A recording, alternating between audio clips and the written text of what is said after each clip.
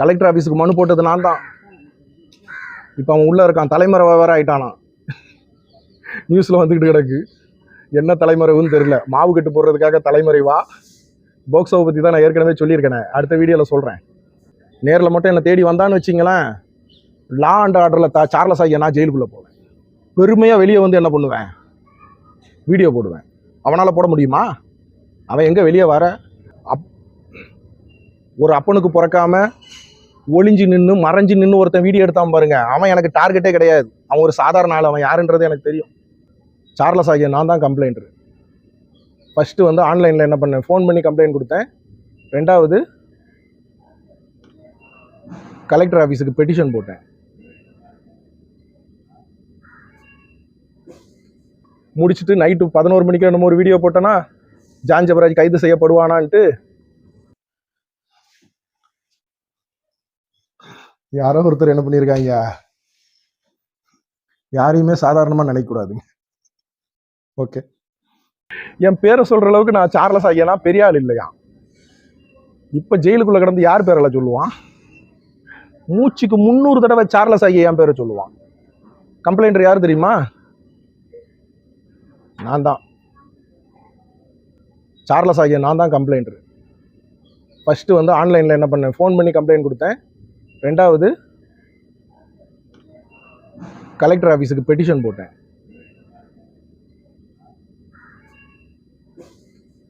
என்னை பற்றி ஜான் ஜெபராஜ் பேசுனது, எவன்லாம் ஸ்டேட்டஸில் வச்ச எல்லா டீட்டெயிலும் வச்சுருக்கேன். சும்மா வந்துக்கிட்டு உங்களை மாதிரி ஆசீர்வாதம் கொடுத்துக்கிட்டு ஏசி ரூமில் உட்காந்துக்கிட்டு ஏசு நல்லவர் வல்லவர்னு சொன்னதே சொல்லிக்கிட்டு பெனாத்திக்கிட்டு காணிக்க உருட்டி தின்னுக்கிட்டு இருக்கவன் நினச்சியால களத்தில் இறங்கி வேலை பார்க்குறவன். போட்டேன்ல கள்ளக்குறிச்சியில் வச்சு, களத்தில் இறங்கி கோயம்புத்தூருக்கு போகிறேன், எல்லாத்தையும் களத்தில் இறங்கி விசாரிக்கிறேன்.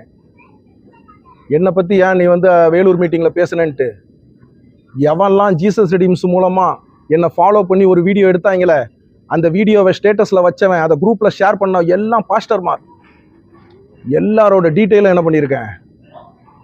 நீ எந்தெந்த குரூப்பில் எந்தெந்த நம்பரில் இருந்து பண்ணீங்க, ஃபேஸ்புக்கில் எவன் ஷேர் பண்ண, இன்ஸ்டாகிராமில் ஷேர் பண்ணலை, யூடியூப்பில் யார் யார் போட்ட, எல்லா பாஸ்டர்மார்கள் தான் போட்டிங்க. பல பேருக்கு ஃபோன் பண்ணி இதை ஸ்டேட்டஸில் வைங்க, சார்லஸ்னு ஒருத்தன் மாட்டிக்கிட்டான், வச்சல்ல. ஜான் ஜெபராஜோட நிலைமை தான் ஒவ்வொருத்தனுக்கும். இது மிரட்டல் இல்லை, செஞ்சும் போது தெரியும். கலெக்ட் பண்ணிக்கிட்டு இருக்கேன், டீட்டெயில் கலெக்ட் பண்ணிக்கிட்டு இருக்கேன். இது வந்து பழி வாங்குதல். இது வந்து உங்ககிட்ட 1000 சாக்கடையை வச்சுக்கிட்டு நான் என்னத்தை பண்ணாலும் அது என் உடம்பை கெடுக்கிறேன், அது என் குடும்பமாச்சு, நானாச்சு, என்னவும் பண்ணிட்டு போகிறேன். அவன் ஜீசஸ் ரெடீம்ஸில் வந்து காசை கொடுத்து என்னை ஃபாலோ பண்ணி வீடியோ எடுக்க வச்சான்னா அதை நீ வந்து கட் பண்ணி உங்கள் ஸ்டேட்டஸில் வைப்பீங்களா? வாட்ஸ்அப் ஸ்டேட்டஸில் ஒவ்வொரு பாஸ்டர்மார்களோட டேட்டாவும் என்கிட்ட இருக்குது.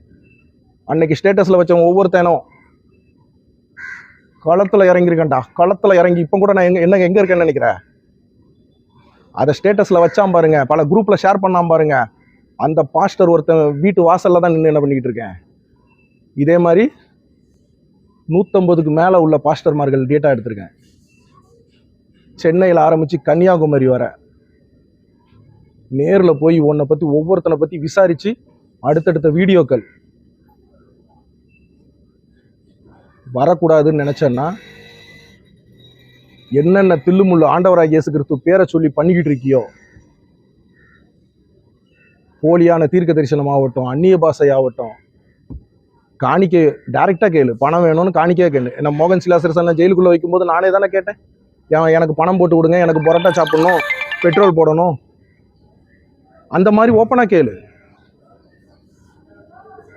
என்னோட வீடியோவை ஜான் ஜெபராஜ் வேலூர் மீட்டிங்கில் பேசினான்ல, அந்த கண்டென்ட்டு ஜீசஸ் ரெடீம்ஸில் என்னை ஃபாலோ பண்ணி அதுக்கு 1 லட்ச ரூபாய் செலவு பண்ணியிருக்காங்க. ஜீசஸ் ரெடீம்ஸில் இருந்து என்னை ஃபாலோ பண்ணி வீடியோ எடுக்க, அந்த வீடியோவை ஸ்டேட்டஸில் வச்சவன், குரூப்பில் அமைச்சவன் 1 மாதம் டைம் தரேன்.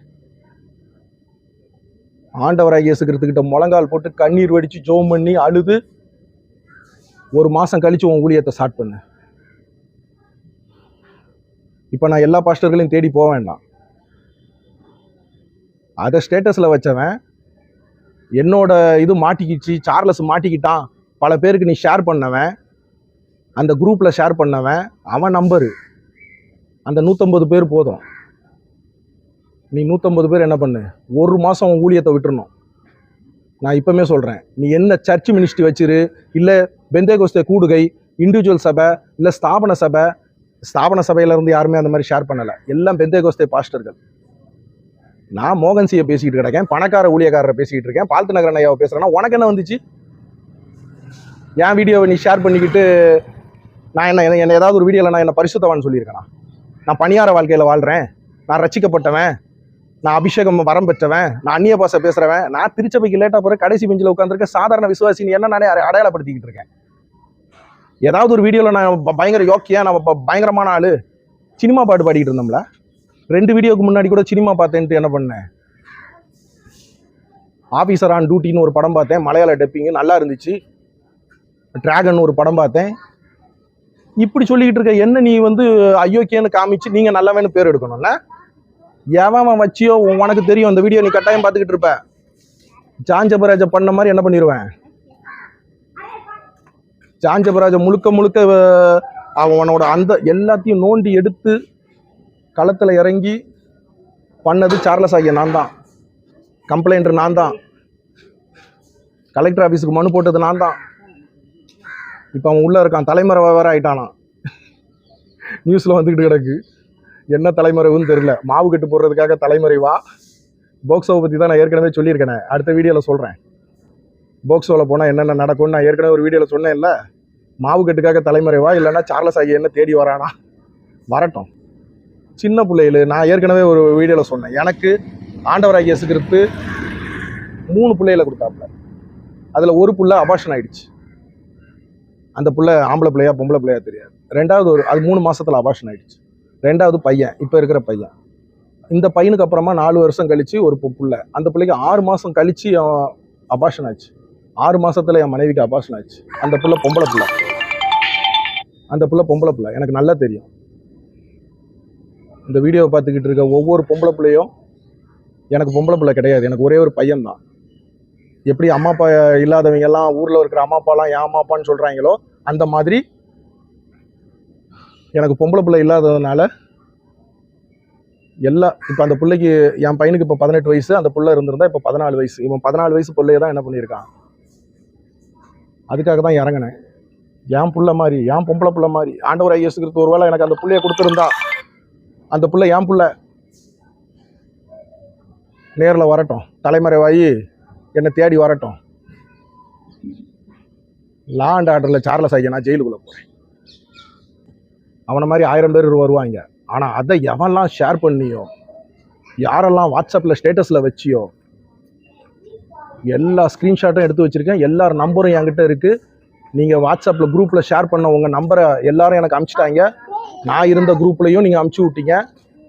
எல்லாம் பாஸ்டர்மார்கள். களத்தில் இறங்கி வேட்டையாட ஆரம்பிச்சிருக்கேன். 1 மாதம் டைமு. உன் ஊழியம் எல்லாத்தையும் விட்டுட்டு என்னென்ன பண்ணியிருக்கியோ அது எல்லாத்துக்கும் ஆண்டவராகிய இயேசு கிறிஸ்துவிட்ட மன்னிப்பு கேட்டு 1 மாதம் கழித்து உன் சர்ச்சை ஓப்பன் பண்ணு. சர்ச் வச்சுருந்தாலும் சரி, இல்லை நீ வந்து ஒரு சுவிசேஷகராக இருந்தாலும் சரி, வச்சு செஞ்சிருவேன். ஏதாவது ஒரு விஷயத்தில் மாட்டாமையாக போயிடுவேன். சாஞ்சபராஜ் மாதிரி அடுத்தவன் பொண்டாட்டியை கரெக்ட் பண்ணிட்டான்,